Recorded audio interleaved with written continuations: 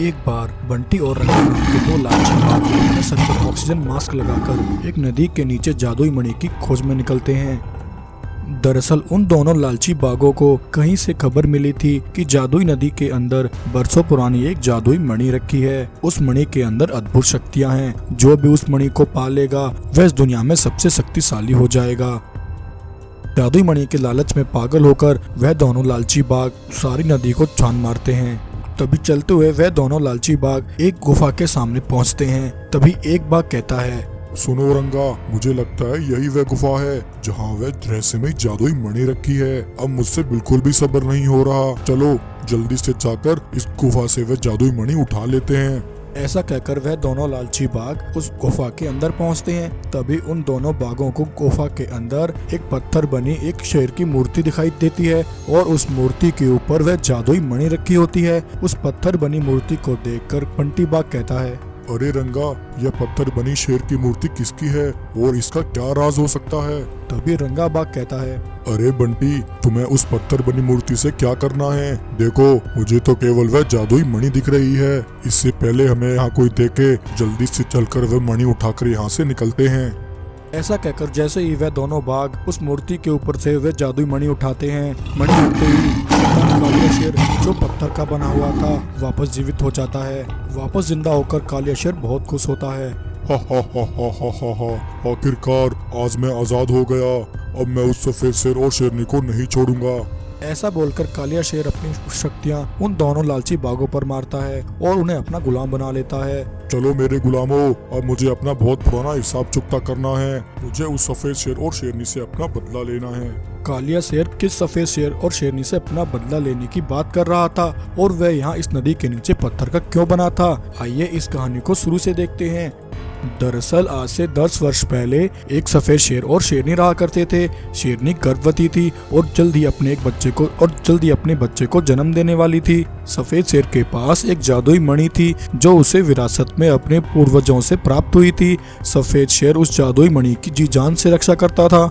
एक दिन उसके जंगल में दूसरी दुनिया से एक शैतानी कालिया शेर वहां उतरता है। वह कालिया शेर वहां जादुई मणि के लिए आया था। कालिया शेर उस जादुई मणि को पाकर उस जंगल पर राज करना चाहता था और अपनी शक्तियां बढ़ाना चाहता था। आज मुझे यहाँ से उस जादुई मणि को ले जाने से कोई नहीं रोक सकता। जिस किसी के पास भी वह जादुई मणि है, मैं उसे तबाह कर दूंगा और उससे मणि छीनकर इस जंगल पर कब्जा कर लूंगा और अपनी शक्तियाँ 1000 गुना बढ़ा लूंगा। ऐसा कहकर शैतान कालिया शेर मणि के लालच में सफेद शेर और शेरनी के पास पहुंचता है। सफेद शेर, मुझे पता है वह जादुई मणि तेरे पास है। चुपचाप वह जादुई मणि इसी समय मेरे हवाले कर दे। मैं उस मणि को लेकर यहाँ से चला जाऊंगा और अगर तूने मेरी बात नहीं मानी तो मैं तुझे और तेरी इस गर्भवती पत्नी को यहीं मार दूंगा। कालिया शेर की बात सुनकर सफेद शेर कहता है, अरे दुष्ट कालिया शेर, तेरी इतनी हिम्मत! तूने मेरे जंगल में आकर उस पवित्र मणि को मुझसे छीनने की बात की। मेरे होते हुए तू उस मणि तक कभी नहीं पहुँच सकता। ऐसा कहकर सफेद शेर अपनी शक्तियों से कालिया शेर पर हमला करता है और कालिया शेर को पत्थर का बना देता है। सफेद शेर कालिया शेर की पत्थर बनी मूर्ति को लेकर एक जादुई नदी के नीचे आ जाता है और उस मूर्ति को एक गुफा के अंदर रख देता है और उस मूर्ति के ऊपर उस जादुई मणि को रखकर कहता है, यह जादुई मणि लालच का प्रतीक है। यह दुष्ट शैतानी शेर इस मणि के लालच में यहाँ आया था।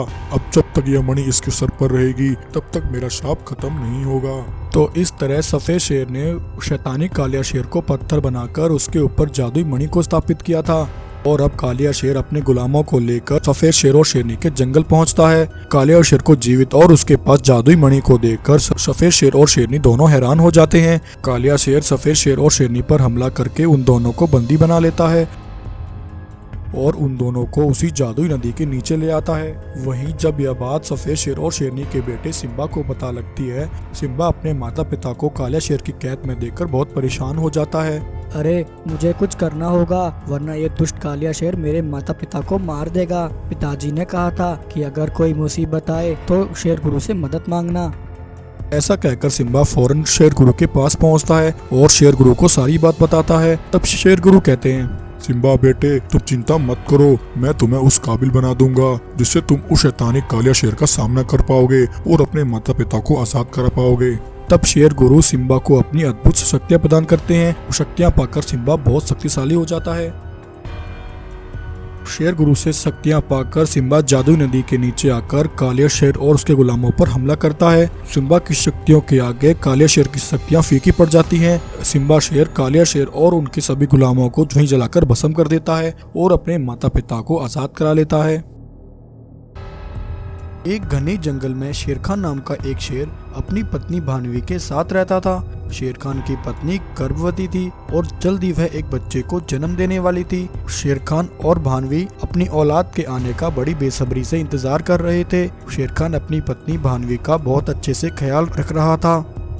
एक दिन ऐसे ही शेर खान अपनी पत्नी भानवी के लिए जंगल में खाना लेने के लिए जाता है। शेर खान चलते हुए अपने जंगल से बाहर एक दूसरे जंगल में आ जाता है। शेर खान बहुत आगे निकल आता है। तभी चलते चलते उसे रास्ते में अपने सामने एक हिरन दिखाई देता है। उस हिरन को देखकर शेर खान कहता है, आज तो शिकार ढूंढते ढूंढते मेरी जान ही निकल गई। आखिरकार अब जाकर मुझे यह शिकार हाथ लगा है। यह कोई बड़ा शिकार तो नहीं है, लेकिन इस हिरन को खाकर मेरी पत्नी भानवी का पेट तो जरूर भर जाएगा। शेर खान उस हिरन को मारने के बारे में सोच ही रहा था कि तभी उस हिरन के अंदर से एक चमकदार रोशनी निकलती है और वह हिरन एक मैस्टिक वाले बाग में बदल जाता है। हा हा हा हा हा हा हा हा हा। अरे मूर्ख शेर खान, आखिरकार बरसों बाद तू मेरे जाल में फंस ही गया। मैं सालों से तेरे आने का इंतजार कर रहा था और देख, आज मेरी बरसों की इच्छा पूरी हुई। अब मैं तुझे मारकर तेरे इस जंगल पर कब्जा कर लूंगा और इस जंगल पर राज करूंगा। हा हा हा हा हा हा हा। ऐसा कहकर वह मैस्टिक वाला शैतानी बाघ शेर खान पर हमला करके शेर खान को वहीं जान से मार देता है। वहीं जंगल में यह सब होते हुए एक भालू देख लेता है। भालू उस मैस्टिक वाले शैतानी बाघ को देखकर बहुत ज्यादा भालू इसके बारे में जंगल में किसी से कुछ नहीं कहता। उधर शाम हो जाती है। शेर खान के वापस न लौटने पर बेचारी भानवी शेरनी बहुत परेशान हो जाती है और अपने पास खड़ी गाय से कहती है, अरे गाय बहन, आज तो शेर खान को वापस लौटने में बहुत देर हो गई है। शेर खान जंगल से खाना लेकर अब तक नहीं लौटे। आज मेरा मन बहुत घबरा रहा है। तब वह गाय भानवी शेरनी को समझाते हुए कहती है, भानवी बहन, हमारे महाराज को आज तक वापस आने में कभी देर नहीं हुई। मुझे लगता है उनके साथ कोई अनहोनी हुई है। अब शायद हमारे महाराज शेर खान कभी वापस नहीं लौटेंगे। बहन, तुम गर्भवती हो, अब तुम्हें अपने बच्चे का ख्याल रखना होगा। गाय की यह बात सुनकर बेचारी भानवी शेरनी बहुत उदास हो जाती है। अब ऐसे ही कई दिन बीत जाते हैं। भानवी शेरनी जंगल में शेर खान को कई दिनों तक तलाश, लेकिन उसे शेर खान का जंगल में कहीं पता नहीं लगता। कुछ दिनों बाद भानवी शेरनी एक सफेद शेर को जन्म देती है, लेकिन बेचारी भानवी शेरनी का दुर्भाग्य, वह अपने बच्चे को जन्म देते ही बहुत बीमार पड़ जाती है। भानवी अपने बच्चे सफेद शेर को शेर खान का एक खुफिया राज बताती है और राज बताते बताते भानवी शेरनी वहीं अपना दम तोड़ देती है। अब बेचारा सफेद शेर अनाथ हो जाता है। अब भानवी शेरनी की सहेली वह गाय सफेद शेर का ख्याल रखती है और उसका अच्छे से पालन पोषण करती है। उधर वह शैतानी मैस्टिक वाला बाघ शेर खान के जंगल पर कब्जा कर लेता है। वह शैतानी मैस्टिक वाला बाघ जंगल के जानवरों पर बहुत जुल्म करता है। ऐसे ही कुछ साल बीत जाते हैं और अब वह सफेद शेर भी बड़ा हो जाता है। जंगल के सभी जानवर उस मैस्टिक वाले बाघ के अत्याचारों से बहुत ही परेशान थे। एक दिन सभी जानवर इकट्ठा होकर सफेद शेर के पास आते हैं और सफेद शेर को सारा हाल समझाते हैं। सफेद शेर, हमारी रक्षा करो। हम उस दुष्ट मैस्टिक वाले शैतानी बाघ के अत्याचारों से तंग आ चुके हैं। वह हम सबको धीरे धीरे मार डालेगा। अरे भाइयों, तुम सब उस मैस्टिक वाले बाघ से इतना क्यों डरते हो? तुम सब मिलकर उसका सामना क्यों नहीं करते? शेर भाई, हम सब जानवर उसका सामना कैसे करें? वह मैस्टिक वाला शैतानी बाघ बहुत ही खतरनाक है। कोई भी जानवर उसके सामने तक नहीं आता। भाइयों, अगर तुम उस मैस्टिक वाले बाघ का मुकाबला नहीं कर सकते तो तुम्हें मेरा साथ देना होगा। मैं तुमसे वादा करता हूँ, मैं उस शैतानी बाघ से तुम सबकी रक्षा करूंगा। आज से तुम में से किसी को भी उस मैस्टिक वाले बाघ से डरने की जरूरत नहीं है। तब ऐसा कहकर सफेद शेर को अपनी माँ भानवी शेरनी का बताया हुआ वह राज याद आता है।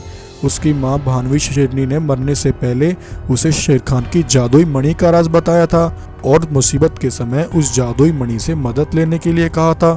तब ऐसा सोचकर सफेद शेर अपनी माँ भानवी के बताए हुए उस जादुई मणि के राज के लिए एक काली गुफा पर पहुंचता है और वहां जाकर उस जादुई मणि से सहायता मांगता है। तब उस जादुई मणि के अंदर से कुछ अद्भुत शक्तियां निकलती हैं और वे सभी सफेद शेर को मिल जाती हैं। उन शक्तियों को पाकर सफेद शेर बहुत अधिक शक्तिशाली हो जाता है। तब सफेद शेर उन शक्तियों से अपनी एक सेना बनाता है। चलो मेरे जाबाज भाइयों, आज हमें इस जंगल से एक शैतानी बाघ मानव का अंत करना है। ऐसा कहकर सफेद शेर अपनी सेना को लेकर मैस्टिक वाले बाघ के पास पहुंचता है। सफेद शेर की इतनी विशाल सेना को देखकर मैस्टिक वाला शैतानी बाघ बहुत ज्यादा डर जाता है और सफेद शेर की सेना पर हमला करता है। लेकिन सफेद शेर की सेना बहुत अधिक शक्तिशाली थी। सभी सफेद शेर मिलकर अपनी शक्तियों से उस मैस्टिक वाले बाघ पर एक साथ हमला करते हैं और उस मैस्टिक वाले शैतानी बाघ का वही अंत कर देते हैं। मैस्टिक वाले शेर के मरते ही जंगल के सभी जानवर बहुत खुश हो जाते हैं और जंगल के ऊपर से मैस्टिक वाले बाघ का खतरा खत्म हो जाता है। तब सभी जानवर मिलकर सफेद शेर को ही जंगल का राजा बना देते हैं। तो प्यारे दोस्तों, कैसे लगी आपको आज की हमारी ये स्टोरी? अगर आपको आज की हमारी स्टोरी अच्छी लगी हो तो वीडियो को लाइक करें, शेयर करें और ऐसी ही मजेदार कहानियां देखने के लिए हमारे चैनल को सब्सक्राइब करें।